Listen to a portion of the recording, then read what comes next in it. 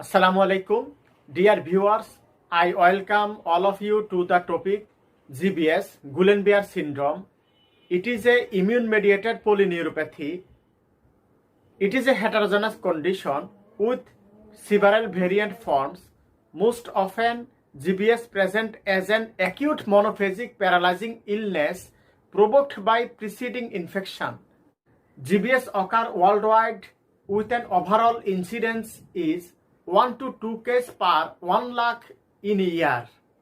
While all age groups are affected, the incidence increased by approximately 20% with every 10-year increase in age beyond the first decade of life.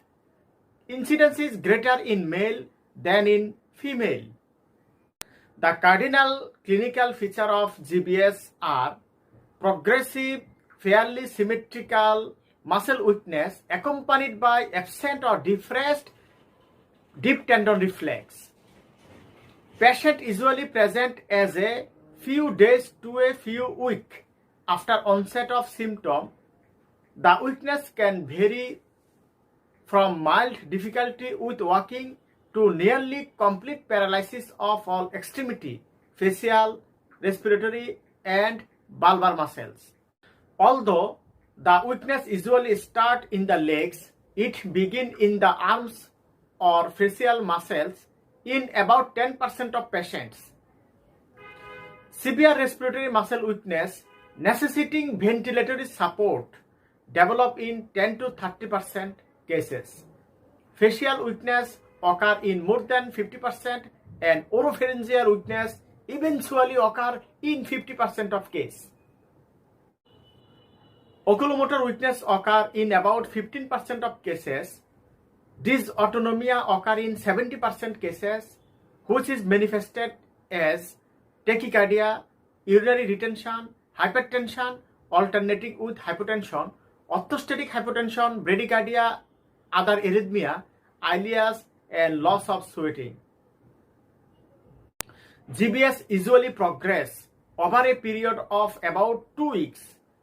By 4 weeks after the initial symptom, 90% of GBS patients reach the nadir of the disease.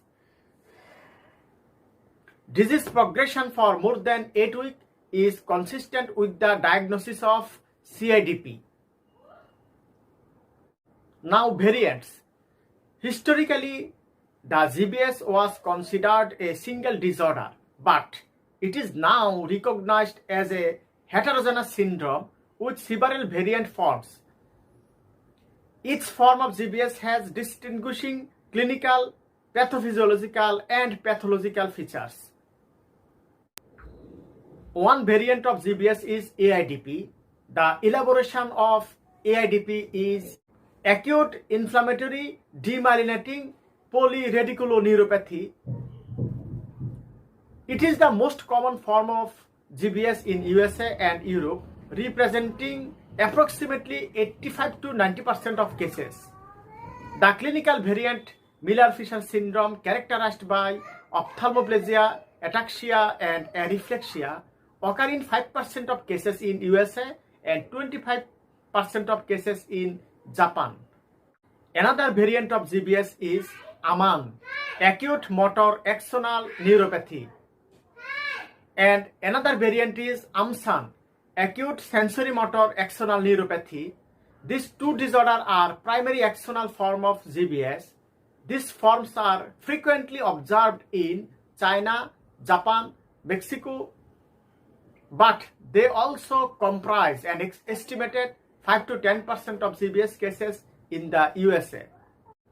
Inflammatory demyelination is thought to start at the level of the nerve root, leading to electrophysiological conduction slowing and conduction block with resultant muscle weakness. Multifocal, patchy, widespread peripheral nerve demyelination follows, causing increasing paralysis. Peripheral nerve remyelination occurs relatively rapidly over several weeks to months.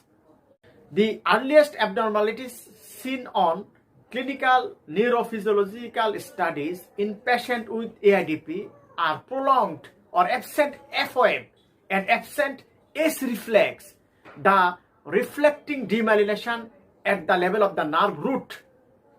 I repeat, demyelination occurs at the level of the nerve root. Increased distal latencies and conduction block with temporal dispersion of motor response follow.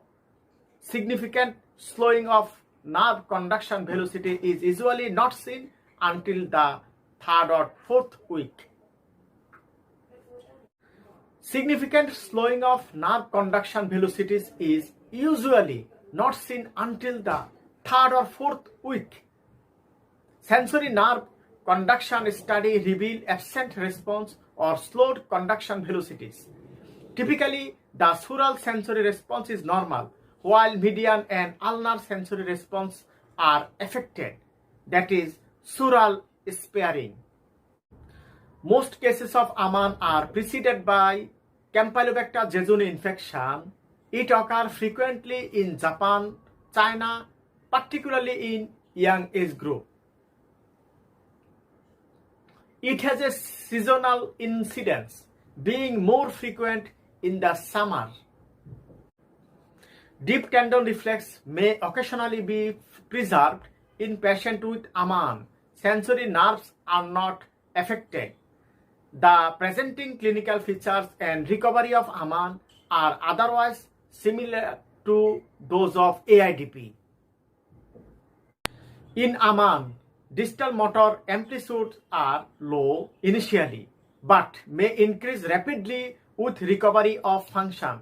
These findings may reflect reversible conduction failure possible at the motor nerve terminal or node of Ranvier. F5 may be absent but are not significantly prolonged.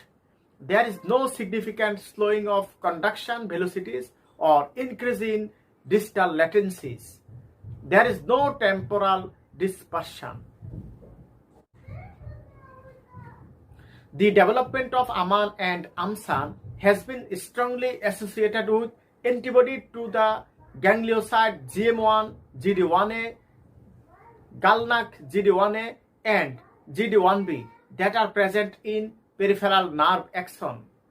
These anti-ganglioside antibodies can be induced by Campylobacter jejuni infection. The pathophysiology is that of antibody and complement mediated axonal nerve damage without significant axonal degeneration.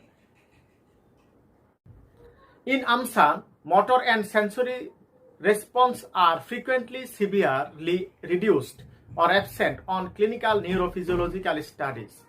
Axonal degeneration in these patients is demonstrated by extensive denervation on follow-up EMG studies. The typical presentation of Miller-Fisher syndrome is that of ophthalmoplegia, ataxia, and areflexia.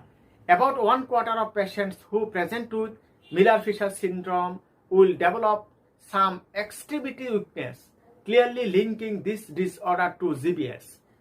Incomplete forms include acute ophthalmoplegia without ataxia and acute ataxic neuropathy without ophthalmoplegia.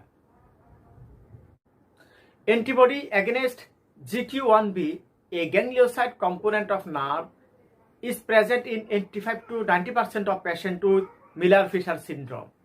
The GQ1B antibody is strongly associated with involvement of oculomotor nerves and is also found in most patients with prominent oculomotor weakness and GBS.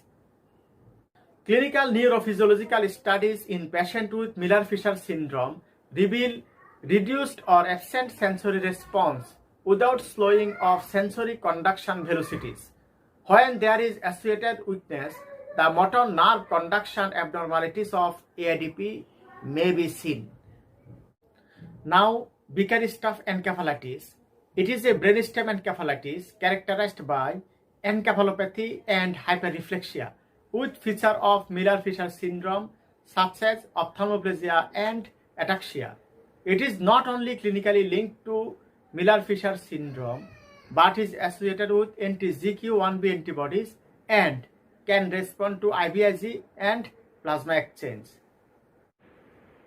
Anti-GQ1B antibody syndrome.